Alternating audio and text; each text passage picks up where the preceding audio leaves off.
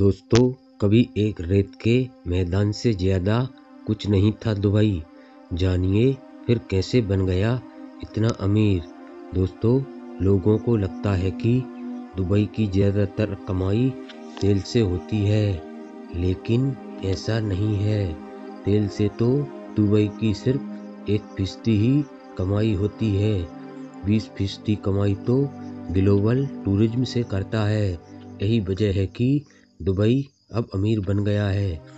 दोस्तों, वीडियो में आगे बढ़ने से पहले हमारे चैनल को सब्सक्राइब जरूर कर लें और वीडियो को एक लाइक जरूर कर दें। दोस्तों, दुबई की कहानी शुरू हुई थी कई दशक पहले। ये सब मुमकिन हुआ दुबई के शेख राशिद बिन सईद अल मक्तूम और उनके बेटे शेख मोहम्मद बिन राशिद अल मक्तूम की वजह से। दोस्तों, दुबई के विकास की दास्तां तब शुरू हुई जब ओमान और इराक जैसे दुबई के आसपास के इलाकों के लिए दुबई एक कनेक्टिविटी रूट की तरह सामने आया। दोस्तों, एक ट्रेंडिंग पॉइंट बनने से पहले तक दुबई सिर्फ मोती पैदा करने और मछली के बिजनेस के लिए जाना जाता था।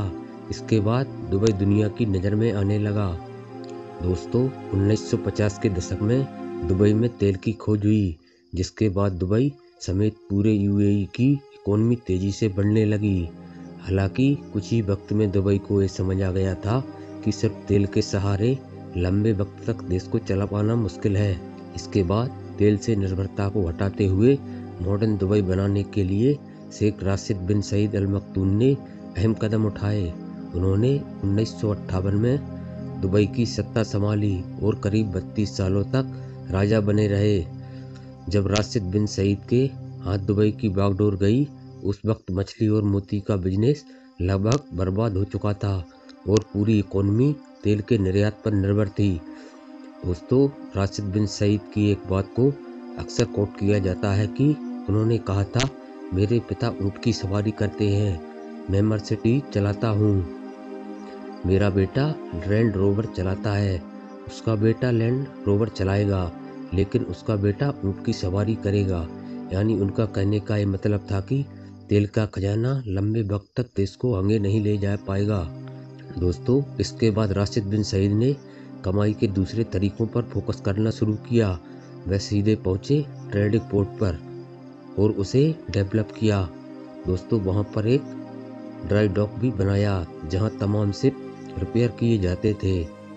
दोस्तों, उस वक्त तक आसपास के देशों में यह पहला ऐसा डॉक था जिसके बाद पोर्ट के आसपास के इलाकों को विकसित किया और उसकी पूरे दुबई से कनेक्टिविटी का इंतजाम किया।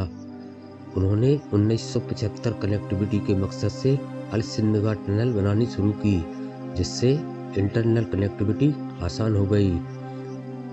दोस्तों, 1979 में उन्होंने दुबई में होने वाले इवेंट के लिए एक स्काई स्क्रैपर बनाने का फैसला किया। बता दें कि जिस बिल्डिंग की ऊंचाई 490 फुट से अधिक होती है उसे स्काई स्क्रैपर कहा जाता है। इसके बाद 39 मंजिला दुबई वर्ल्ड ट्रेड सेंटर बनाया, जो खूब फेमस हुआ। दोस्तों, दुबई को अमीर बनाने का एक बड़ा क्रेडिट जाता है कॉमर्शियल फ्री जोन को, जिसे 1990 में बनाया गया था। बता दें कि कॉमर्शियल फ्री जोन उसे कहते हैं जहां पर इंपोर्ट, री एक्सपोर्ट, मैन्युफैक्चरिंग, हैंडलिंग और सामान को स्टोर करने पर कोई कस्टम ड्यूटी नहीं लगाई जाती। इस तरह तमाम कंपनियों के लिए यह इलाका स्वर्ग जैसा हो गया, जहां उन्हें अपनी मेहनत पर ढेर सारा रिटर्न मिलने लगा। शेख राशिद ने ही यूएई के सारे एग्रीमेंट को यह सुझाव दिया कि उनकी एक कॉमन करेंसी होगी।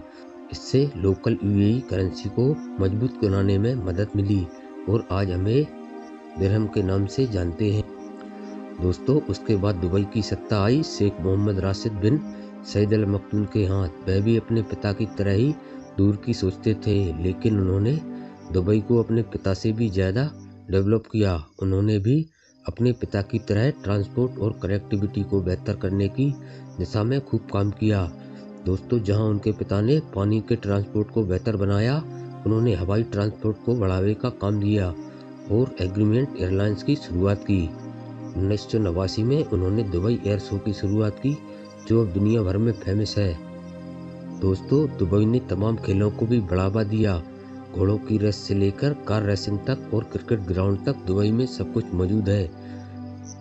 वहाँ आर्टिफिशियल फार्मलैंड बनाए गए और मिनी फॉरेस्ट भी डेवलप कराए गए।